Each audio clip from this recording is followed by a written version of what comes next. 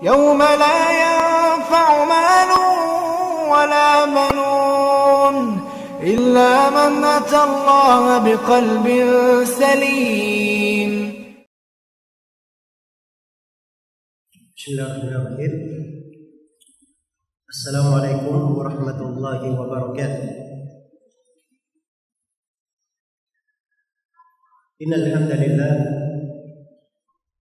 nahmaduhu wa nasta'inuhu wa nastaghfiruh wa na'udzu billahi min shururi anfusina wa sayyiati a'malina. May yahdihillahu fala mudilla lahu wa may yudlil fala hadiya lahu. Asyhadu an la ilaha illallah wahdahu la syarika lah wa asyhadu anna Muhammadan abduhu wa rasuluh. Ya ayyuhalladzina amanu taqullaha haqqa tuqatih wa la tamutunna illa wa antum muslimun.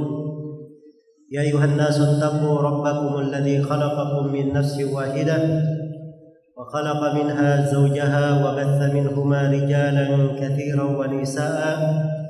واتقوا الله الذي تساءلون به والأرحام إن الله كان عليكم رقيبا. يا أيها الذين آمنوا اتقوا الله وقولوا قولا سديدا يصلح لكم أعمالكم ويغفر لكم ذنوبكم ومن يطع الله ورسوله فقد فاز فوزا عظيما. أما بعد فإن أصدق الحديث كتاب الله وخير الهدي هدي محمد صلى الله عليه وسلم وشر الأمور محدثاتها فإن كل محدثة بدعة وكل بدعة ضلالة وكل ضلالة في النار. Kaum muslimin dan muslimat, hadirin dan hadirat rahimani wa rahimakumullah. Alhamdulillah, kita bersyukur kepada Allah Subhanahu wa taala atas segala karunia dan nikmatnya dan berbagai limpahan kebaikan yang Allah anugerahkan kepada kita semua, termasuk keberadaan kita di masjid yang mulia ini, salah satu dari rumah Allah Subhanahu wa taala. Kita berkumpul dalam sebuah kegiatan yang baik, mengkaji dari ayat-ayat Al-Quran serta hadits-hadits Rasulullah sallallahu alaihi wasallam. Semoga Allah Subhanahu wa taala memberikan keberkahan kepada semuanya dan selalu menambahkan untuk kita semua keimanan dan ketakwaan, membimbing kita di atas jalan yang lurus serta mengampuni segala dosa-dosa dan kesalahan. Dan saya berterima kasih kepada semua pihak yang menjadi sebab terselenggaranya acara ini, kepada pemerintah tingkat 2 Kabupaten Wajo serta pihak Ta'mir Masjid Agung Ummul Qura serta seluruh hadirin dan hadirat yang telah berpartisipasi di dalam acara ini. Semoga Allah Subhanahu wa taala membalas kebaikan untuk semuanya. Kaum muslimin dan muslimat rahimani wa rahimakumullah. Hidup ini hanya sekali saja, dan kehidupan itu tidak berulang. Maka ini namanya kesempatan di dalam kehidupan. Allah anugerahkan kepada kita semua. Dan yang namanya nikmat dan kesempatan itu ada pertanggungjawabannya. Diriwayatkan oleh Imam Tirmidzi dan selainnya, Rasulullah sallallahu alaihi wasallam bersabda, "La tazulu qadama 'abdin yawmal qiyamah hatta yus'al an arba'." Tidak akan bergerak kedua kaki seorang hamba pada hari kiamat sampai dia ditanya 4 pertanyaan. Dia harus bertanggungjawabkan 4 hal. Apa 4 pertanyaan ini? Yang pertama, an umrihi fi ma'afna, tentang umurnya di mana dihabiskan. Yang kedua, an syababihi fima ablah, tentang usia mudanya di mana dia usangkan. Dan pertanyaan yang ketiga tentang harta. Ada dua sudut pertanyaan. Wa an malihi min aina iktasabahu wa fima anfaqahu. Dan tentang hartanya dari mana dia dapatkan dan bagaimana dia belanjakan. Dan pertanyaan yang keempat, an ilmihi fima amila bih, tentang ilmunya bagaimana dia beramal dengannya. Maka ini namanya kesempatan di dalam kehidupan, harusnya kita gunakan dengan baik. Apalagi di dalam agama ini, syariat Islam yang agung ini, yang penuh dengan kemudahan, banyak keberkahannya untuk manusia dan kebaikannya. Kadang dimudahkan untuk kita semua amalan-amalan yang besar di segala aktivitas dan keadaan kita. Termasuk di dalam kegiatan dunia kita, hal-hal yang terkait dengan urusan perniagaan, perdagangan, transaksi bisnis, dan yang semisal dengannya. Maka di sini datang sudut pentingnya pembahasan yang kita akan kaji pada pertemuan di siang hari ini. Bagaimana kita mengenal sifat-sifat seorang pebisnis muslim, seorang pedagang muslim. Iya. Supaya dia berdagang itu bukan sekedar mendapat dari kebaikan dunia, tapi dia berdagang juga mendapatkan pahala dan kebaikan akhirat. Karena umur ini seperti yang saya katakan tadi, kalau berlalu begitu saja tanpa kita hiasi dengan etika dan adab-adab syariat, maka dikhawatirkan amalan-amalan itu berlalu tidak bernilai pahala, tidak bernilai kebaikan.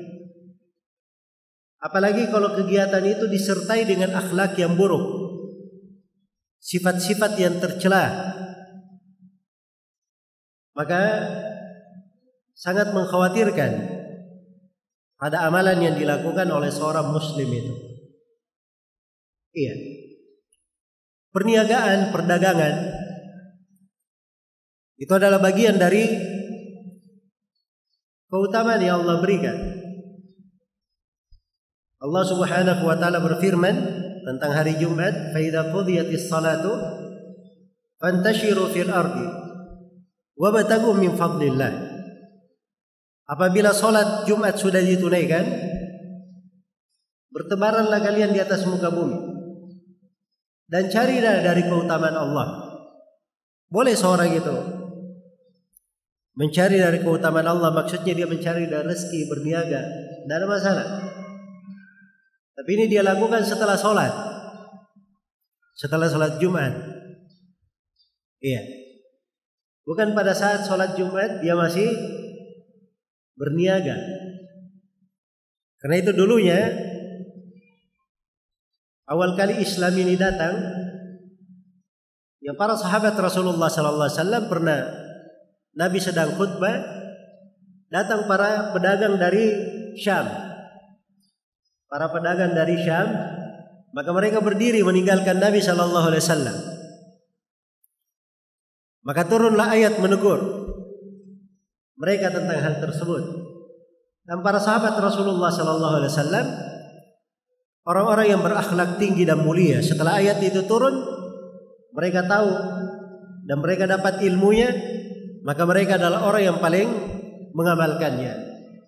Disebutkan di Al-Quran, wa idza ra'au tijaratan aw lahwan infaddu ilaiha wa tarakuka qa'iman qul ma 'indallahi khairum minal lahwi wa minat tijarah wallahu khairur raziqin. Apabila mereka melihat perniagaan atau melihat senda gurau, mereka langsung berdiri ke sana dan meninggalkan engkau Nabi Muhammad berdiri. Mereka langsung menuju ke sana, meninggalkan engkau berdiri. Maka katakanlah kepada mereka, iya, bahwa apa yang berada di sisi Allah Subhanahu wa taala itu lebih baik dari perniagaan, daripada senda gurau. Dan Allah sebaik-baik yang memberi rezeki. Karena itulah secara umum bahwa perniagaan itu adalah hal yang dihalalkan, bagian dari kehidupan. Selepas ibadah diingatkan bolehnya. Di musim haji Allah Subhanahu wa taala berfirman, "Laisa 'alaikum junahun an tabtagu fadlan min rabbikum." Tidak ada masalah bagi kalian untuk mencari keutamaan dari Rabb kalian. Ini di musim haji juga. Di musim haji itu kalau misalnya ada yang pergi haji, sambil dia berangkat haji dia bawa sebagian barang dagangannya. Iya. Karena di masa dahulu itu orang-orang berbekal, itu kadang dia bawa barang dagangan dari negerinya, datang dari tempat jauh, mendatangi kota Mekah. Mekah ini tempat manusia berkumpul dari segala penjuru dunia. Jadi kalau dia bawa barang dagangannya, ini tempat yang paling bagus melariskan barang. Maka diizinkan, tidak ada masalah setelah manasik-manasik itu tadi, atau di sela-sela manasik itu, kalian mencari keutamaan Rabb kalian. Iya. Jadi pada umumnya perniagaan itu adalah hal yang dibolehkan di dalam syariat kita. Hal yang dibolehkan di dalam syariat kita. Hanya saja perniagaan ini walaupun hukum dasarnya boleh, tapi kalau yang menghiasinya, yang melandasinya tidak baik, maka terhitung menjadi tidak baik untuk seseorang. Ya kalau yang melandasi dia berdagang, berniaga, ingin mencekik manusia, berbuat kezaliman di tengah orang, atau ingin menipu orang, ini kejelekan terhitung untuknya.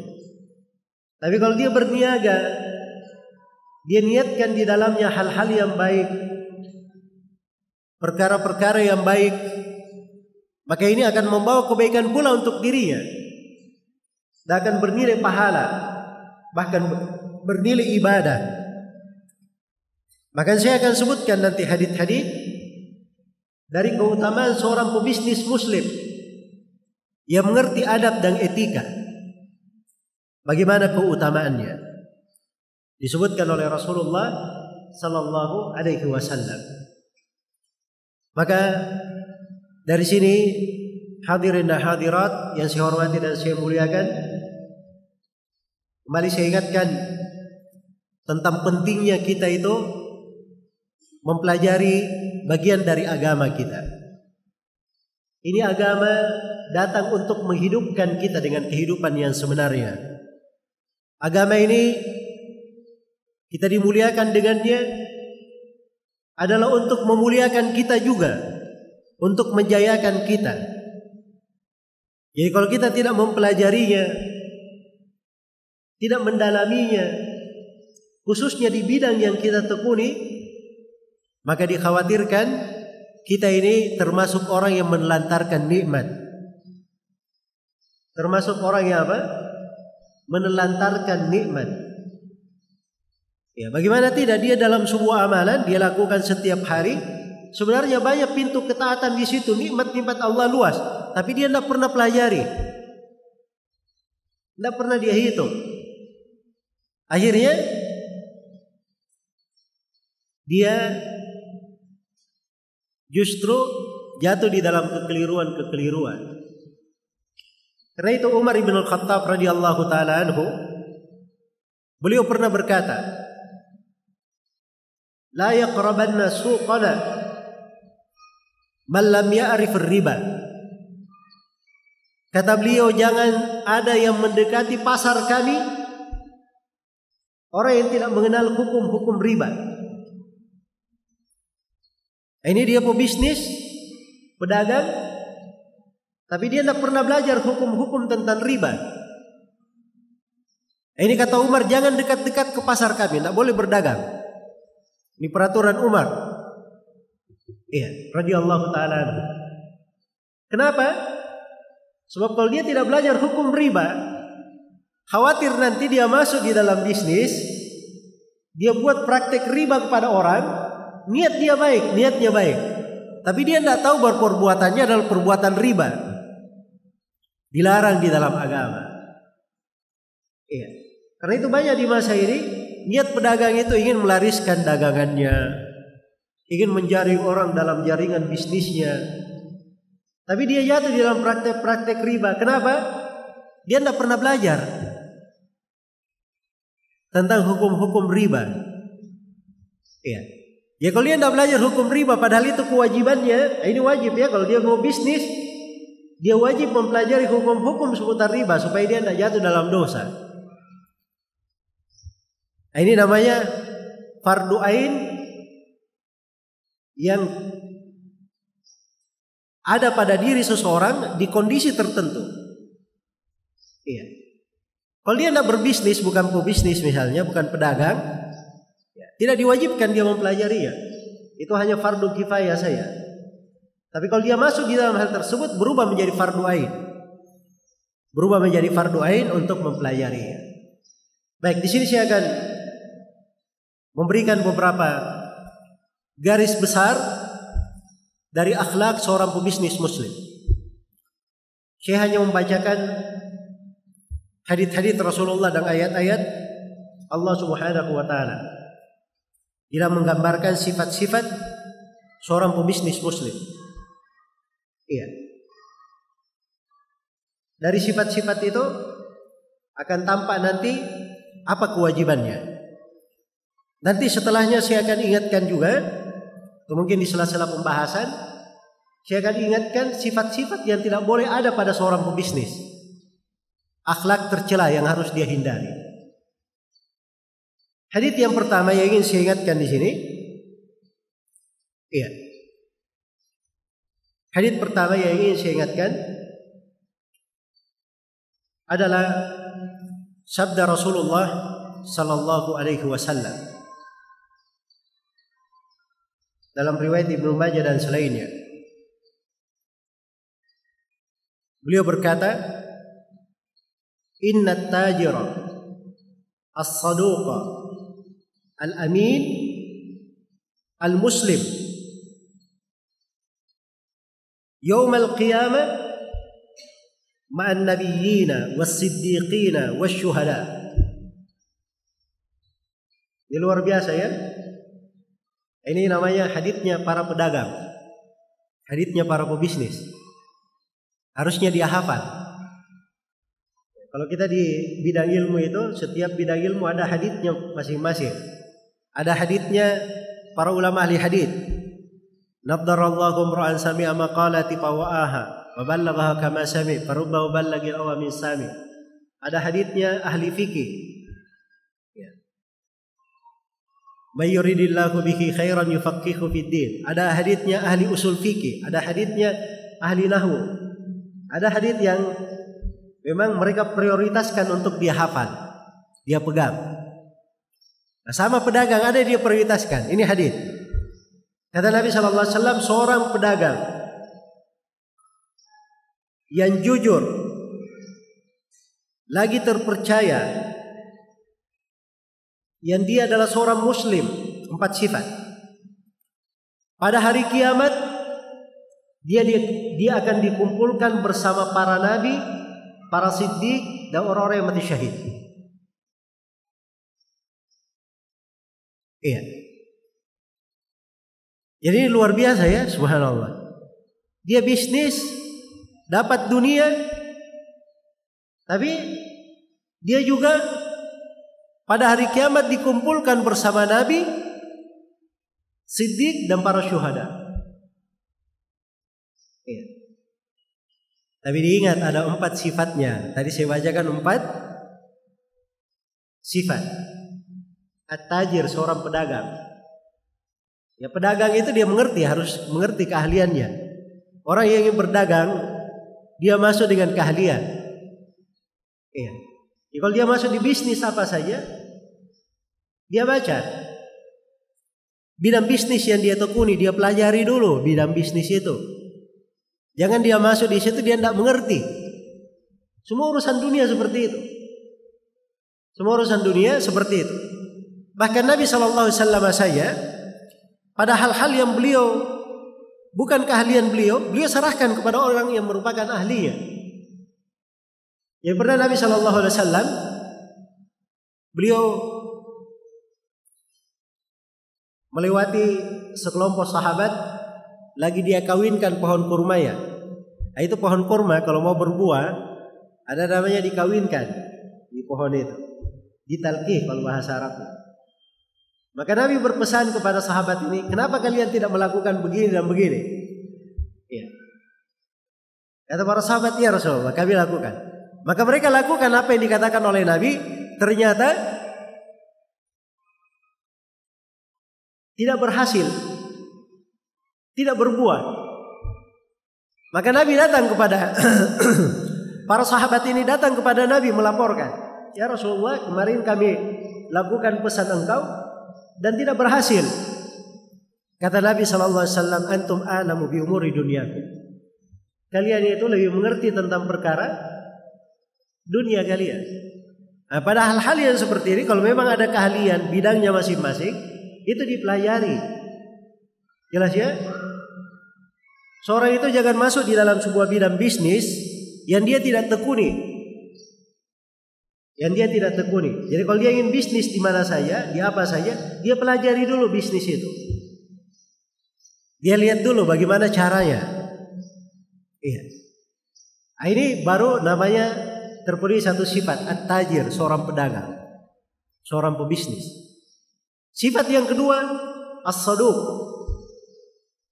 seorang pebisnis yang jujur. Dia punya as-sidq. Ini kalau di Indonesia kan kata as-sidq ini bahasa Indonesia agak kurang ya saya untuk membahasakannya. Cuma orang Indonesia berkata apa? Jujur. Tapi kata as-sidq itu kalau bahasa Arab, kalau sidik di lisan itu namanya jujur. Kalau sidik itu di hati itu namanya ketulusan. Kalau sidik itu pada anggota tubuh itu namanya kesungguhan. Dan as-saduq masuk kepada mana itu semua. Jadi kalau dia berbisnis, dia jujur dalam lisannya. Ketika dia berbicara sesuatu, benar yang dia ucapkan. Harganya begini. Misalnya barangnya dia jual 20.000. Iya. Terus dia katakan modal saya 15.000. Nah, dia jujur 15.000. Memang betul begitu kenyataan modal dia. Nah, ini jujur namanya lisannya. Karena ada sebagian pedagang kalau dikatakan berapa harganya 20.000, ditawar 15.000, dia katakan oh modal saya cuma 15.000 Pak. Padahal dia mengambilnya cuma 5.000. Nah, ini sudah hilang mana apa? Mana kejujuran. Nah, ini kalimat kadang berjalan di lisan sebagian pedagang, dianggapnya tidak ada masalah, padahal itu sangat bermasalah. Itu sangat bermasalah. Iya. Karena tidak boleh dusta di dalam perkara apapun. Tidak boleh ada kedustaan dalam perkara apapun. Baik. Jadi dia ada kejujuran di lisannya, ada sidik pada ketulusan. Ya kalau misalnya ada yang cari barang tertentu, dia carikan barang itu benar-benar seperti yang diinginkan untuk saudaranya. Ya, diinginkan untuk saudaranya. Kadang sebagian pebisnis asal-asalan saja, yang penting barangnya laku. Cari barang, oh ini harganya sekian. Ya. Dia tidak mau pusing ini barang bagus tidak bagus, yang penting laku. Ya. Padahal dia, kalau kita ganti posisi saja, ya, si pembeli tadi jadi si penjual, si penjual ini jadi pembeli. Kira-kira apa yang dia inginkan dari si penjual? Dia ingin dicarikan barang yang paling bagus, paling cocok untuk dirinya. Kan begitu? Maka sebagaimana dia ingin diperlakukan seperti itu, dia lakukan juga untuk manusia seperti itu. Dia lakukan untuk manusia juga seperti itu. Ini namanya as-sidq, ketulusan. Iya. Ada kesungguhan dia di dalam hal tersebut. Dan ini berlaku untuk siapa saja di dalam jaringan bisnis. Apakah bisnisnya berdiri sendiri, ataukah bisnisnya dia bersyirikat dengan orang lain, ataukah bisnisnya dia sebagai wakil dari pemilik, atau sebagai agen, atau sebagai apa saja. Di dalam jaringan bisnis itu, dia punya dari as-sidq, kejujuran. Kejujuran inilah yang membawa kebaikan. Yang membawa kebaikan. Ini yang membuat perdagangan itu diberkahi. Ini kaidahnya kalau ingin dapat keberkahan. Karena itu Rasulullah sallallahu alaihi wasallam bersabda dalam hadits Hakim bin Hizam radhiyallahu taala anhu, beliau berkata, al-bayyi'ani bil khiyari ma lam yatafarraqa.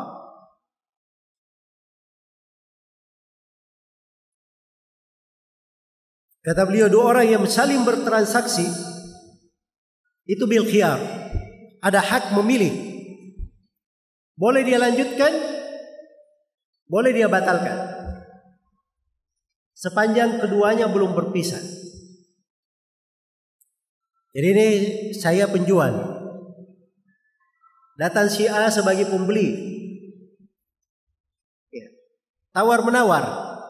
Nah, sepanjang dia masih di toko saya, belum berpisah, maka di situ ada hak pilihan antara saya dan dia.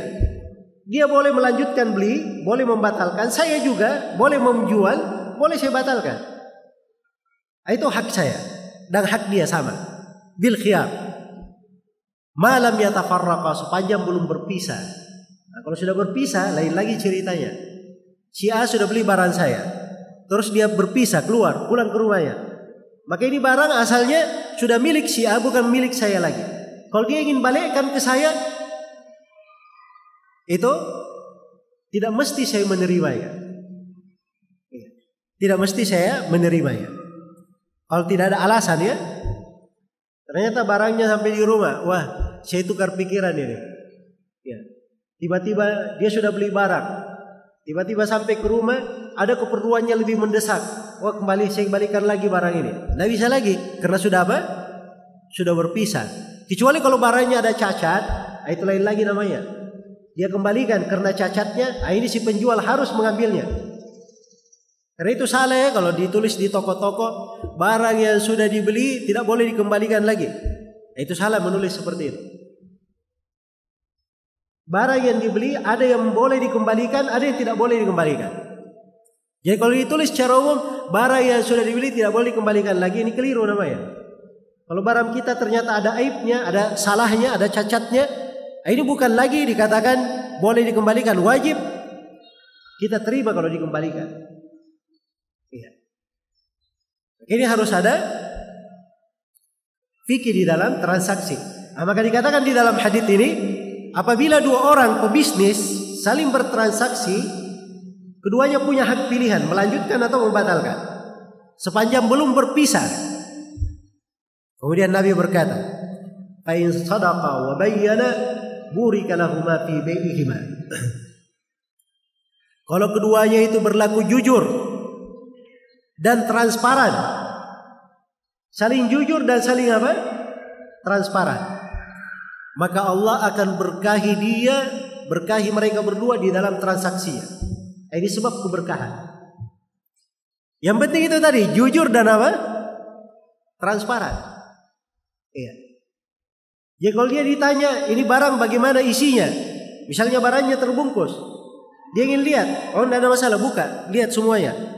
Ya. Siapa tahu kalau baju misalnya di jahitannya ada yang masalah, atau ada yang kurang jahitannya, bisa diperiksa semuanya. Nah, itu transparan namanya. Jangan dalam bungkusan, oh itu tidak boleh dibuka. Kalau bapak buka wajib dibeli. Ya tidak boleh seperti itu pedagang. Itu tidak transparan namanya. Jelas ya? Ya kalau ada yang buka barangnya dan seterusnya itu nggak ada masalah. Biarkan saja. Itu konsekuensi dari jual beli. Ya. Kalau tidak mau barangnya dibuka diperiksa, ya tidak usah dagang. Itu bukan sifat pedagang. Pedagang biasanya seperti itu, periksa barang dengan detail. Iya. Dan itu hak orang yang beli barang daripada kita. Dia saling jujur. Si pembeli juga jangan menawar sembarangan. Berapa harga barang Bapak? 200.000. Yang benar saja. Ini di toko sana cuma 150.000. Padahal dia tidak pernah ke toko sana. Dia cuma menembak-nembak si pedagang saya. Ya. Nah, ini kan salah satu trik menawar di sebagian pembeli. Ya. Katanya kalau mau tahu harga aslinya si pedagang ini tawar 1/2-nya atau tawar di bawahnya. Nah, nanti dia keluar harga aslinya berapa. Ini kan kadang berlaku zalim dia kepada saudaranya. Dia berlaku zalim. Nah, ini tidak dibenarkan. Jadi kalau keduanya saling jujur dan transparan, maka Allah akan berkahi transaksi jual belinya. Tapi sebaliknya, fa in kadzaba wa katama muhiqat barakatu bai'ihima. Apabila keduanya saling berdusta dan saling menyembunyikan, maka akan dicabut keberkahan jual beli mereka. Ini biasanya kalau jual beli dibangun di atas asas ini, barangnya dia dapat, harganya murah. Tapi lihat saja barang itu tidak akan lama bersama dia. Sedikit dari keberkahannya. Ini banyak orang yang tidak memahami makna berkah di dalam kehidupan. Berkah ini adalah thubutul khairil ilahi fi syai'. Keberkahan itu adalah tetapnya kebaikan ilahi pada sesuatu. Sesuatu yang sedikit itu terasa sangat banyak. Itu namanya barang berberkah. Sesuatu itu sederhana tapi dia awet tahan lama. Itu berberkah. Sesuatu sedikit tapi mencukupi, bisa terasa banyak. Itu berkah namanya. Itu berkah. Karena itu ada sebagian dari kaum muslimin, barang dagangannya sederhana, mungkin dia cuma gerobak saja.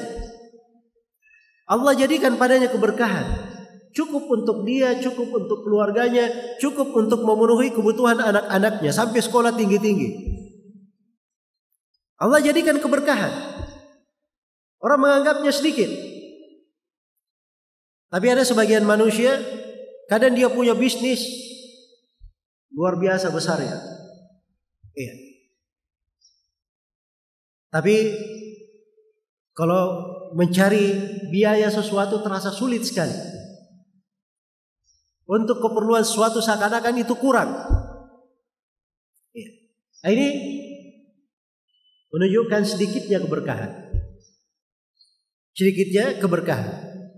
Karena seorang pebisnis, dia perhatikan dari kejujuran ini. Kejujuran ini membawa keberkahan. Membawa keberkahan. Jadi ini sudah sifat yang kedua. Dari sifat seorang bisnis. Dia punya as-sidq. Ada hadits lain dari Nabi sallallahu alaihi wasallam. Ya. Nabi sallallahu alaihi wasallam bersabda, "Innat tujjara yaumal qiyamati fujjar." Sesungguhnya para pedagang itu pada hari kiamat adalah orang-orang yang fajir. Orang-orang yang bergelimang dengan dosa. Langsung komplain sebagian sahabat. Berkata, "Ya Rasulullah, awalaysa Allahu qad ahalla al-bai'?" Bukankah Allah telah menghalalkan jual beli? Kata Nabi sallallahu alaihi wasallam, "Innat tujjara yub'atsuna yaumal qiyamati fujjaran illa man ittaqallaha wa barra wa sadaq." Kata beliau, sesungguhnya para pedagang itu akan dibangkitkan pada hari kiamat sebagai orang-orang yang fajir, bergelimang dosa, kecuali orang yang bertakwa kepada Allah. Dia selalu berbuat baik dan berlaku jujur. Nah, di sini disebut jujur lagi. Ini dua sifat yang lainnya saya akan terangkan nanti. Ya, cuma di sini disebut jujur lagi. Kejujuran, as-sidq. Maka seorang pebisnis as-saduq yang jujur, ini sifat kedua. Sifat yang ketiga al-amin. Amin itu artinya apa? Orang yang terpercaya, orang yang amanah. Dia amanah. Nah, ini amanah ini itu kelihatan. Kalau dia ditanya sesuatu, dia sampaikan sebagaimana mestinya. Kalau dia dititipi sesuatu, dia tunaikan sesuatu itu. Kalau dia bersyarikat, berbisnis, dia laksanakan sebagaimana perjanjian. Itu amanah namanya.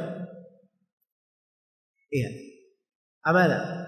Apalagi dalam syarikat ya, kalau orang bisnis bersama itu, ini amanah ini sangat penting sekali. Amanah. Jadi dia adalah seorang yang amin. Seorang yang amin. Dia kumpulkan sifat ini. Iya. Dia punya amanah. Dia punya amanah. Ya kalau dia dititipi barang, dia jaga barang ini, amanah. Di sisinya. Tidak dia telantarkan. Ya. Kadang ada sebagian pebisnis, subhanallah. Dikasih barang.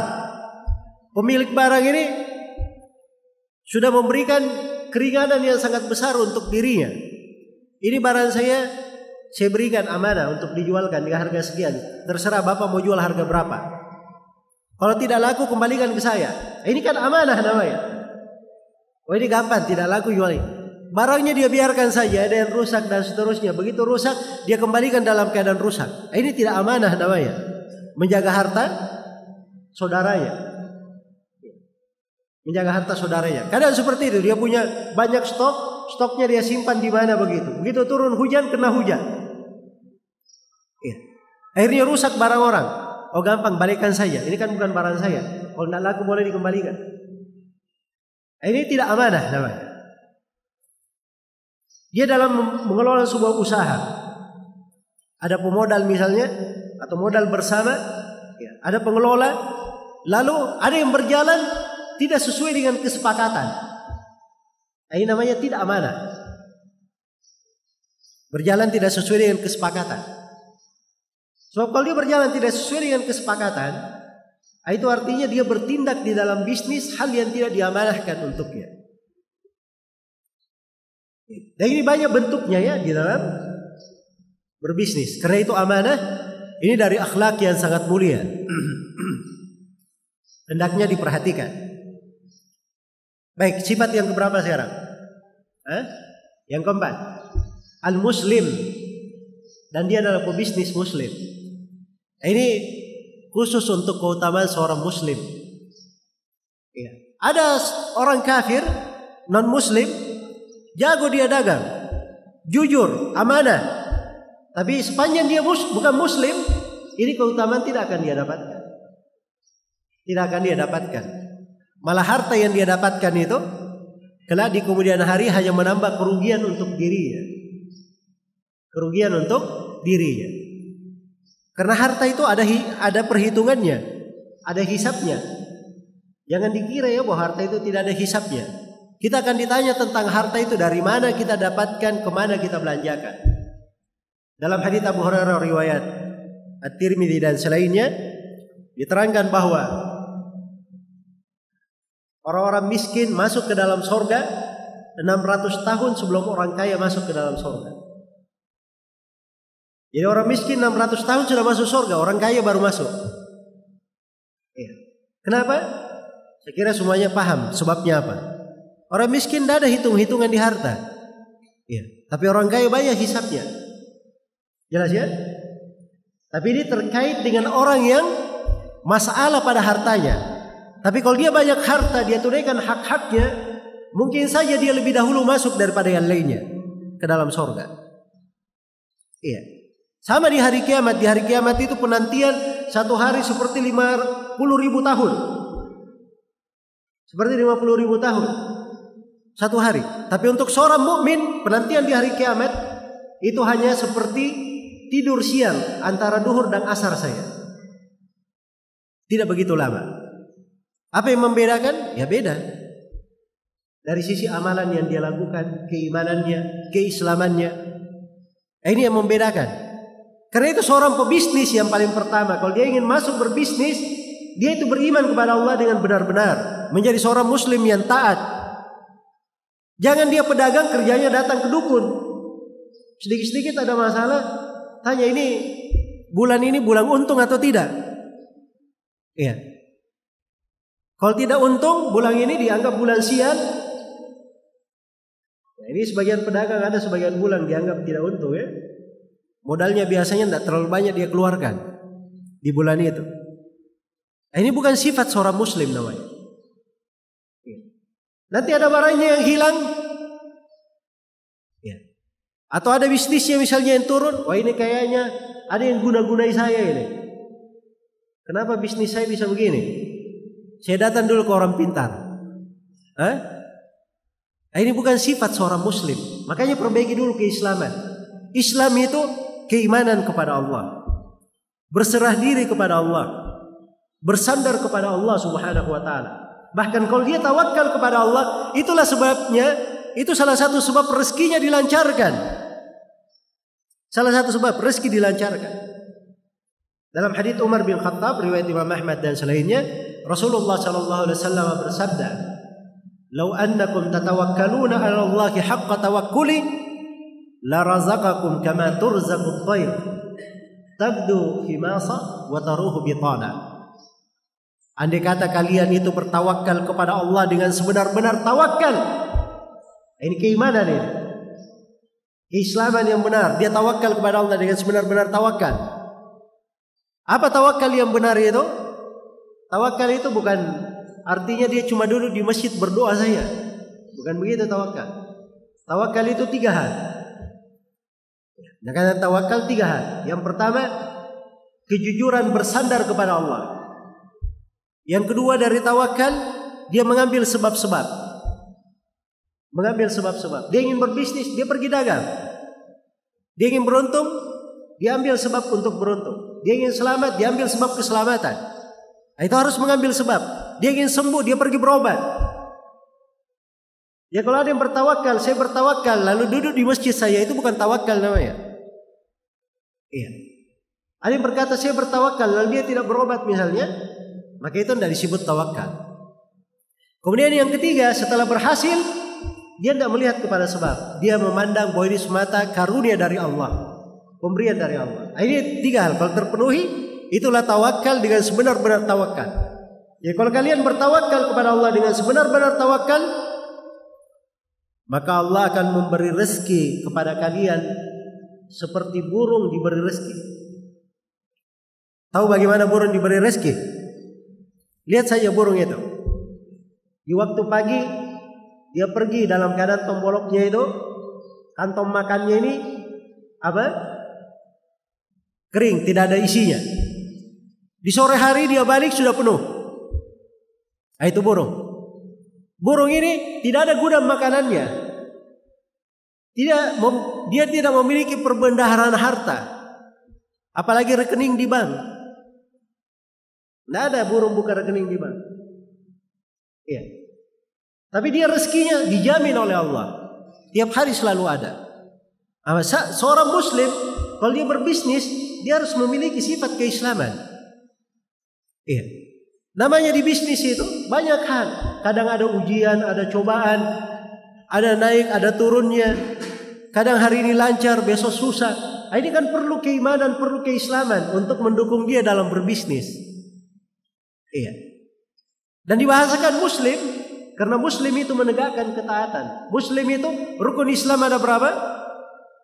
Ada 5. Syahadat la ilaha illallah Muhammadar Rasulullah, mendirikan sholat, mengeluarkan zakat, puasa di bulan Ramadan, haji bagi siapa yang mampu.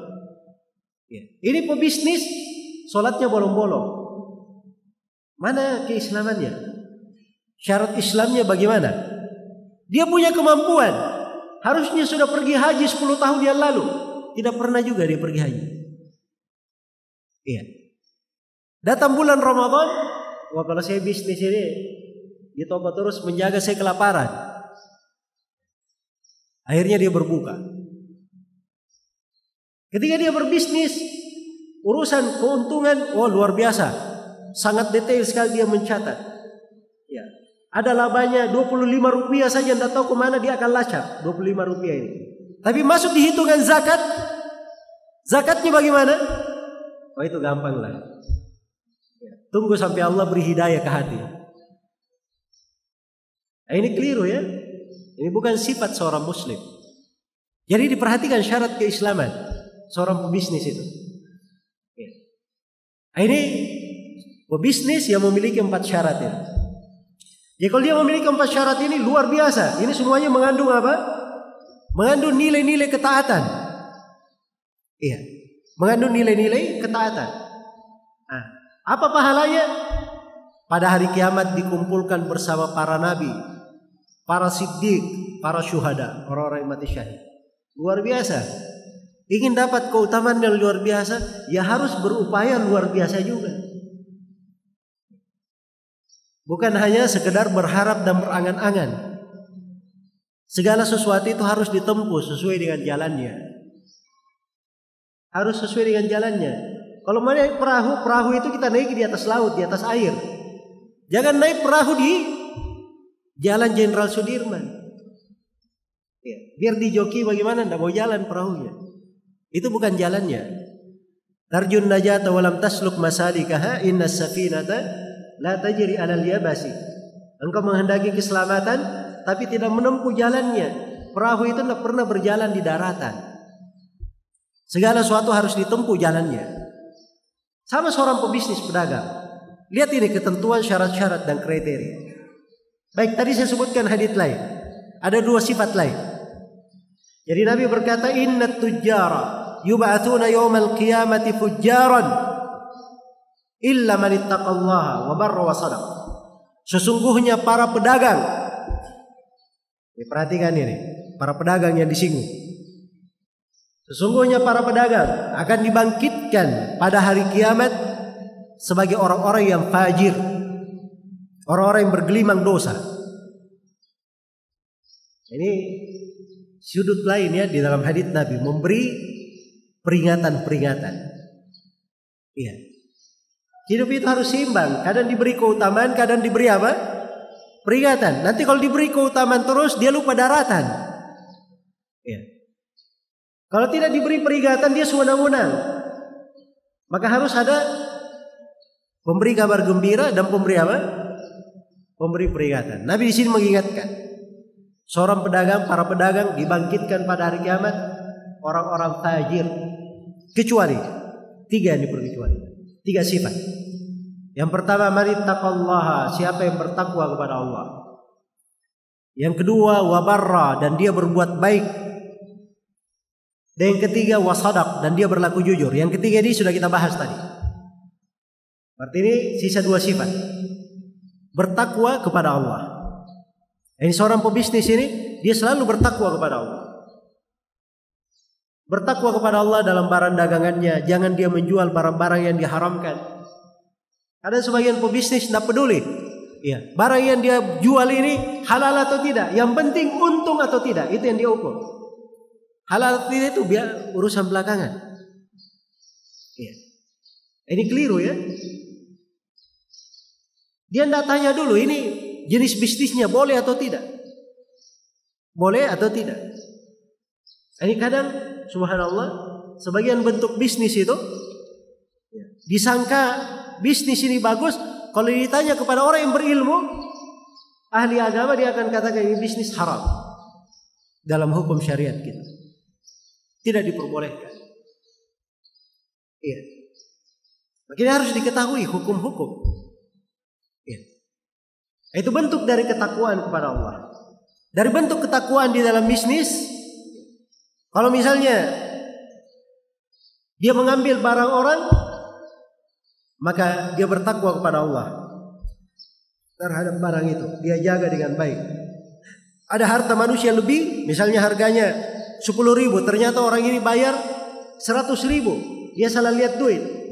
Dipikirnya uang merah sama-sama merah, yang satunya ya merahnya terlalu terang. Dia pikir itu uang 10.000, ternyata uang 100.000 dia kasih. Pedagangnya ya dianggap sudah lihat merah, dipikir 10.000, dia masukkan ke kantongnya. Begitu si pembeli pergi, baru dia lihat kantongnya, loh kenapa 100.000? Nah, berarti orang ini bayar berapa? 100.000 lebih 90.000. Dari ketakwaan kepada Allah dia balikkan uang itu. Dia kembalikan uang tersebut. Harus dia bertakwa kepada Allah. Iya. Azza wa Jalla.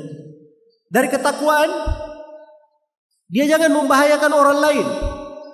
Kadang pebisnis seperti itu. Wah, yang penting saya untung, dagang. Ya. Dia buat trik-trik bisnis tapi dia rugikan orang lain. Saudara-saudara saya bisa gulung tikar. Tidak boleh seperti itu. Jelas ya? Tidak boleh seperti itu. Itu ada kaidah umumnya. Rasulullah SAW bersabda, la darar wa la dirar. Tidak boleh ada bahaya dan pembahayaan. Ini selalu ada yang bertanya di kalangan para pedagang. Ustadz, kita kalau untung berapa persen boleh untung? Misalnya saya punya barang. Barang ini saya jual berapa kali lipat? Berapa persen? Itu sering ada yang tanya ya. Dan memang di pembahasan fikih di sebagian madhab seperti madhab Maliki ya, itu menganggap bahwa seorang untung itu paling banyak 3 kali lipat saya. Tapi ini pendapat agak lemah. Yang benarnya keuntungan itu tidak ada batasannya. Dia mau untung 100%, 200%, 500%, 1000% itu nggak ada masalah. Tapi ada syaratnya. Apa syaratnya? Yang pertama, itu adalah hal yang dikenal di tengah manusia, biasa di tengah manusia. Syarat yang kedua, itu tidak membahayakan manusia, tidak membahayakan orang. Jadi sepanjang 2 syarat ini terpenuhi, nggak apa-apa, dia untung berapa persen nggak ada masalah. Yang penting itu dikenal. Ada sebagian bentuk bisnis, ya, itu barangnya saya tanya sebagian pebisnis, ya, barang tertentu. Ya saya pikir semuanya tahu ya, cuman saya di sini bukan posisi melatih bisnis, saya memberi penjelasan agama. Jadi saya tidak sebut apa nama barang. Jadi barang ini modalnya itu dari yang dijual. Misalnya harga barang ini 1.500.000. Modalnya itu paling cuma 150.000. Itu biasa di bisnis itu 150.000. Mereka malah kalau jual 300.000 tidak laku barangnya. Orang tidak percaya, masa barang ini harganya 300.000 padahal ini asli. Jelas ya? Nanti kalau dijual 1.500.000 baru orang percaya bahwa ini betul barang asli. Nah, itu ada jenis barang seperti itu. Ya, jelas ya? Ini banyak yang tertarik kayak ini cari barang seperti ini. Baik. Ada sebagian barang lagi dia memang di masyarakat umum harganya memang datar seperti itu. Seperti itu saja. Jadi kalau dia datang menaikkan lebih daripada itu, misalnya harga pasar 500.000, lalu dia jual 1.500.000. Saya pergi beli ke toko ini, ya, kelihatannya bagus, terpercaya, saya beli. Harganya berapa Pak? 1.500.000. Wah saya beli, tertarik barangnya. Jalan-jalan suatu hari ke toko yang lain, harganya 500.000. Toko yang lain harganya 500.000 juga. Berarti ini menjual bagaimana? Terlalu tinggi. Nah, ini ghaban namanya. Kalau ada yang kayak gini, itu boleh dikembalikan. Kalau dihukum apa? Dihukum Islam. Tapi ini urusannya ke pengadilan. Karena yang ribut-ribut itu diselesaikan di pengadilan. Bukan dia datang ke pemilik toko lalu mengamuk di sana. Nah, itu salah ya. Tapi itu dilaporkan di polisi kalau kita di Indonesia ya, atau dilaporkan ke pengadilan supaya dipanggil pemilik toko itu, diselidiki. Nah itu kalau dihukum Islam seperti itu. Kalau diselidiki ternyata benar bahwa umumnya rata-ratanya 500.000, maka orang ini wajib mengembalikan 1 juta. Nah itu keadilan dalam Islam dijaga dalam hukum bisnis. Karena itu stabil perekonomian dalam Islam itu. Apabila hukum-hukum yang seperti ini dilaksanakan. Ini salah satu bentuk seorang itu bertakwa kepada Allah. Takwa itu apa? Dia menjalankan segala yang diperintah meninggalkan segala yang dilarang. Itu takwa. Dia menjalankan segala yang diperintah, meninggalkan segala yang dilarang. Ini dua sudut ya. Kalau orang itu bertakwa, segala yang diperintah dia jalankan, segala yang dilarang dia tinggalkan. Ya. Nah, itu namanya takwa. Baik, ini akan saya rinci lagi nanti dari sifat-sifat pebisnis bagaimana. Baik, kemudian sifat yang keenam berikutnya wabarra, dan dia berbuat baik. Nah, pebisnis itu dari akhlak dia di dalam berbisnis dia mencari albir, perbuatan baik. Iya. Itu kelihatan kalau dia berdagang bagus ini orang. Sedang saya lihatnya. Akhirnya enak itu pebisnis seperti itu. Orang jadi percaya kepadanya. Nah, ini kadang sebagian pebisnis tidak memiliki teori jangka panjang. Dia hanya pikir datang orang membeli, oh ini saya jual dengan harga mahal, atau dia buat ini, selesai. Dia pikir orang-orang ini tidak punya lisan berbicara. Mungkin saya datang ke toko sana beli, oh ternyata ini tidak bagus ini tokonya, begini. Ininya bercerita lagi kawannya, ini bercerita ke sana. Akhirnya tidak ada yang mau datang ke toko itu. Jelas ya? Tapi kalau dia dikenal dengan kebaikan, ya, datang orang membeli, nikmat dia dengannya, datang lagi yang lain, akhirnya menjadi buah bibir di tengah manusia, akan datang. Ya. Apalagi kalau albir itu husnul khuluq, akhlak yang baik, salah satu bentuknya. Ya. Akhlak yang baik. Dan seorang hamba itu kalau dicintai oleh Allah, Allah akan umumkan ke langit. Pertama Jibril dulu diberitahu, saya cinta kepada si fulan, cintai dia. Jibril umumkan ke penduduk langit, Allah cinta kepada si fulan, hendaknya kalian semua mencintainya. Kemudian diletakkan kecintaan untuk hamba ini di penduduk dunia. Nah, ini sebab-sebab tidak bisa dibeli dengan harta. Dia punya modal sebanyak apapun, yang seperti ini tidak bisa didapatkan kecuali dengan ketakwaan, dengan berbuat albir, berbuat baik. Ini jalurnya agama, belajar. Iya, agar supaya bisa dia dapatkan hal-hal yang seperti ini.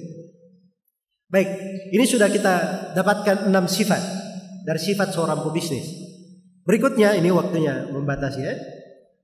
Saya akan bacakan beberapa hadits lain bagaimana sifat seorang muslim itu dalam berdagang. Diriwayatkan oleh Imam Al-Bukhari dari Jabir bin Abdullah radhiyallahu taala anhuma. Rasulullah sallallahu alaihi wasallam bersabda, rahimallahu imra'an samhan idza ba'a wa samhan idza ishtara wa samhan idza iqtada. Allah merahmati seorang hamba. Dia ini pemurah, dermawan.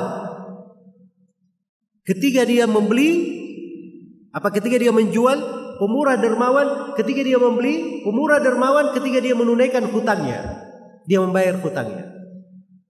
Ini 3 sifat pada 3 jenis kegiatan, dan dijamin oleh Nabi SAW. Allah merahmati seorang hamba, dia dirahmati oleh Allah. Luar biasa ya. Jadi kalau kita dapat rahmat yang seperti ini saja, seorang masuk di dalam bisnis, dia dirahmati oleh Allah, maka itu kebaikan pasti dia dapatkan. Siapa yang dirahmati? Ini 3. Seorang apabila dia membeli, dia pemurah.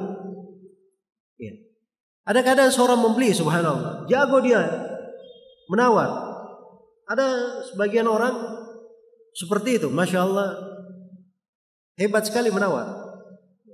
Dia bisa tawar barang itu, ya, sampai ke posisi dia tahu modal si penjual, ya, dan dia bisa tentukan, ya, untung penjual begini saja untuk dia. Nah, itu untungnya sudah wajar untuknya. Jelas ya?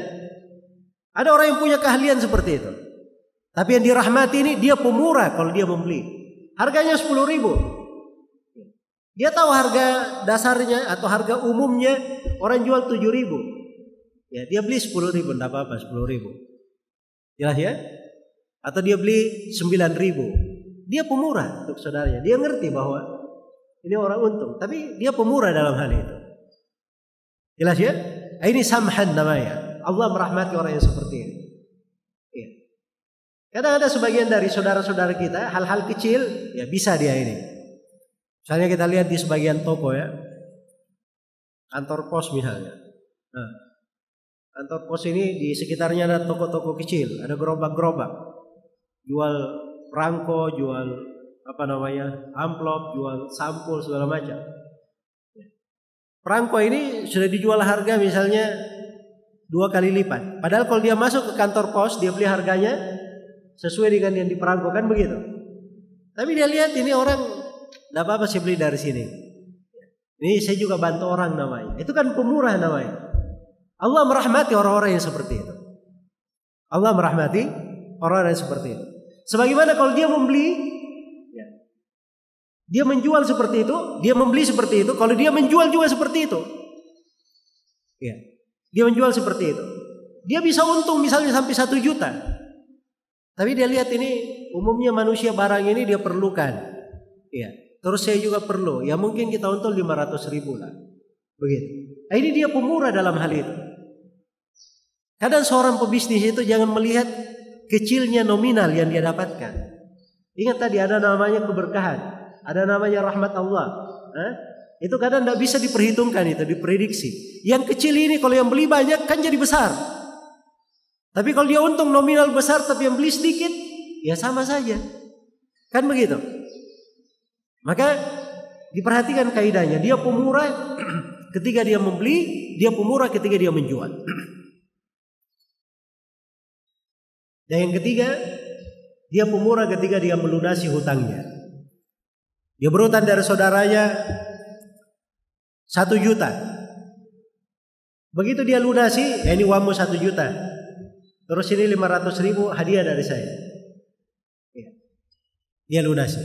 Tidak ada syarat sebelumnya. Itu nggak ada masalah. Itu bagus. Itu dipuji. Yang keliru bagaimana? Yang keliru itu kalau misalnya datang si A kepada si B, B pinjam uang 1 juta. Kata si B boleh saja, tapi balikkan 1.500.000. Nah, ini rentenir namanya, alias pelaku riba kelas kakap. Sebab ini riba jahiliyah, sudah patok keuntungan di awal. Itu riba masyarakat jahiliyah dahulu. Jelas ya? Dan ini banyak sekali berjalan di tengah manusia. Ada lagi, begini saya, datang si A kepada si B, pinjam uang 1 juta. Si A untuk apa? Dia jualan ikan. Jualan ikan, modal tambah jualan ikan. Ya. Maka si A ini utangnya belum lunas, begitu lewat di rumah si B dikasih hadiah ikan. Dikasih hadiah ikan. Kasih hadiah ikan. Ini hadiah tidak boleh diambil, haram hukumnya diambil. Itu riba namanya. Ya, kenapa? Karena orang ini memberi karena dia berhutang. Kaidahnya kullu qardin jarra naf'an fahuwa riba. Setiap pinjaman yang diambil keuntungan di belakangnya, maka itu dihitung riba. Hitung riba. Maka ini hukum riba ya, banyak orang tidak tahu. Oh dia kan kasih saya cuma-cuma. Dia rela kasih saya tidak mempersyaratkan, saya tidak minta dia yang kasih saya. Iya betul, tapi hukum syariat begitu. Kalau dia belum lunasi hutangnya, tidak boleh terima hadiah dari dia. Kecuali kalau hadiah itu wajar. Ya kita biasa ya. Saya tetangga dengan si A. Tiap bulan itu saya kasih hadiah kue. Tiap bulan. Waktu saya belum berhutang, setiap bulan saya kasih. Begitu saya berhutang, tetap saya kasih. Maka ini nggak ada masalah. Sebab sudah ada kebiasaan sebelumnya. Bukan masalah hutang dia dapat. Tapi memang sudah apa? Kebiasaan. Tapi kalau dapat hadiah gara-gara hutang, ini tidak boleh. Dari bentuk yang seperti ini yang terlarang, yang laris juga di masyarakat. Kadang kalau ada yang punya toko, digadaikan. Ini kasih saya uang 100 juta. Pegang toko saya. Kamu boleh pakai toko saya sepanjang saya belum bayar. Ini haram hukumnya, ini riba namanya. Yang populer juga dia punya sawah. Ini sawahnya saya gadaikan, kasih saya 100 juta. Sepanjang sawah saya sebelum bayar, silahkan garap sawah saya. Ini juga riba. Ini haram, tak boleh diambil. Jelas ya? Karena ini mengambil manfaat dari hutang namanya. Mengambil manfaat dari hutang. Itu tidak dibolehkan. Yang boleh kapan? Kalau hutangnya sudah selesai. Dia hutang 1 juta, dia bayar dulu. Ini 1 juta. Begitu dia selesaikan, dia tambah 500.000, nggak ada masalah. Itu namanya berbuat baik ketika melunasi. Itu yang diizinkan. Itu yang diizinkan. Tapi selain daripada itu tidak diperbolehkan. Baik. Jadi ini diantara sifat seorang pebisnis. Dari sifat seorang pebisnis itu harus dia ketahui bahwa bisnisnya, dagangnya tidak boleh melalaikan dia dari Allah Subhanahu wa taala. Ya, ya ayyuhalladzina amanu la tulhikum amwalukum wala auladukum an dzikrillah. Wa may yaf'al dzalika fa ulaika humul khasirun. Wahai orang-orang yang beriman, janganlah harta-harta kalian dan anak-anak kalian membuat kalian lalai dari berzikir kepada Allah.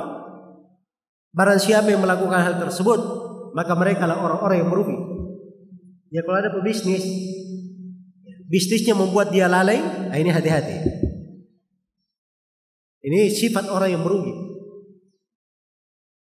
Ketika Allah sebutkan orang-orang yang memakmurkan masjid, rijalun la tulhihim tijaratun wala bai'un an dzikrillahi wa iqamis salati wa ita'iz zakat yakhafuna yawman tataqallabu fihi alqulubu wal absar. Yang memakmurkan masjid itu sekelompok lelaki.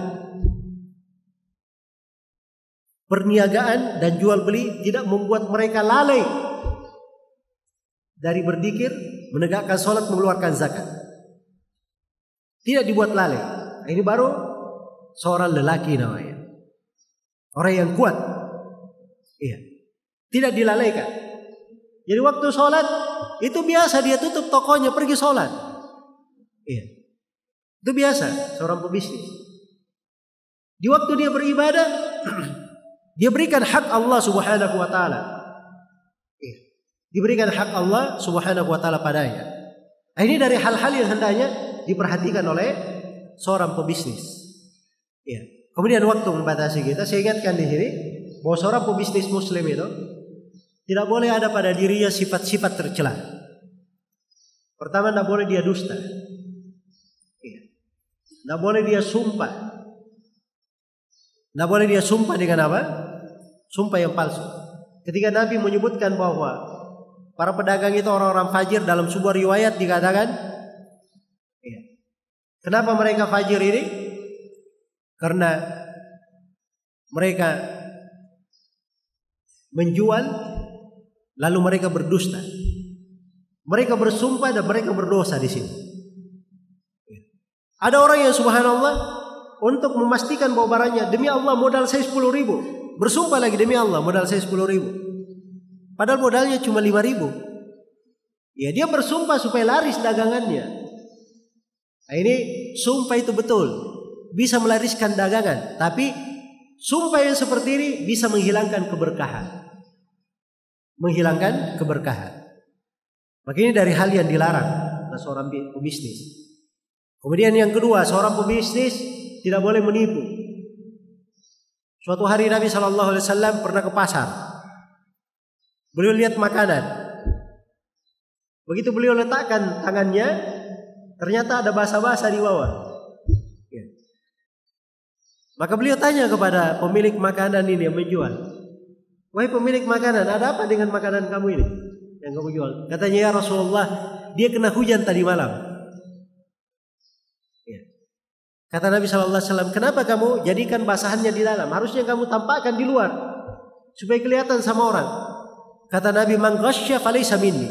Siapa yang menipu, maka dia bukan dari kami umat Islam. Karena itu seorang pebisnis muslim tidak ada tipu-tipuan di dalam berdagang. Seperti adanya. Bagus dia bilang bagus, jelek dia bilang jelek, asli dia bilang asli, KW1 dia bilang KW1, KW2 dia bilang. Ini produk asli dari Jepang, silahkan dia bilang. Ini produk tidak asli, dia mereknya merek Spanyol, separuh nyolong. Dia terangkan hal-hal yang tidak benar, dia perjelas.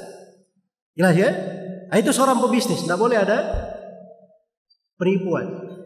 Kemudian berikutnya, seorang pebisnis itu tidak boleh ada bersikap curang, tatfif namanya, yang dicela di dalam Al-Quran. Wailul lil mutaffifin. Celakalah orang-orang yang mutaffif. Bagaimana celakanya? Alladzina idza talu 'alan nasi yastawfun wa idza kaluhum aw wazanuhum yakhsirun. Ala yadhunnu ulaika annahum mab'utsun. Ya, dan seterusnya. Celakalah orang-orang mutaffif. Kenapa itu? Kalau dia minta ditakar, ditimbang untuknya, dia minta supaya dilengkapi. Begitu dia timbang, dia beli beras. Saya minta 10 kilo. Wah, itu betul-betul dia timbangannya dia periksa dulu baik-baik. Ini benar timbangan atau tidak. Begitu sampai 10 kilo dia betul-betul dia lihat. Minta dia disempurnakan. Tapi begitu dia yang menjual kepada orang, dia menimbang, dia berlaku curang di situ. Dia berlaku curang. Nah, ini tidak boleh seorang pebisnis. Seorang pedagang, dia perlakukan si pembeli sebagaimana dia senang diperlakukan seperti itu. Jadi ketika ada pembeli, dia anggap pembeli ini itu diri dia. Seakan-akan dia membeli. Kira-kira bagaimana kalau dia pembeli? Dia ingin diperlakukan yang paling bagus, yang paling indahnya, yang paling baiknya. Itu seorang pebisnis seperti itu. Ini semuanya ada sudut-sudut ibadah di dalamnya, lahan-lahan ketaatan. Jangan dipikir seorang itu di pasar tidak boleh atau tidak bisa mendapatkan dari lahan-lahan ketaatan. Banyak pintu-pintu ketaatan. Iya. Datang pembeli saja dia bermuka manis misalnya, tersenyum. Iya. Kemudian menyambutnya silahkan. Nah, itu kan dari akhlak yang mulia namanya. Bagian dari akhlak. Bagian dari akhlak. Akhirnya seperti ini kalau dia niatkan ibadah akan bernilai ibadah untuk dia. Bernilai pahala dan ketaatan. Iya. Kemudian yang keempat, tidak boleh ada ihtikar. Ihtikar itu diatur, dia rusak harga di pasar. Ini sekarang barangnya supaya barang itu naik, dia beli barang-barang yang ada beredar, terus dia simpan di gudangnya. Ya. Begitu barang sudah habis, dia tumpuk-tumpuk di gudang ini barang.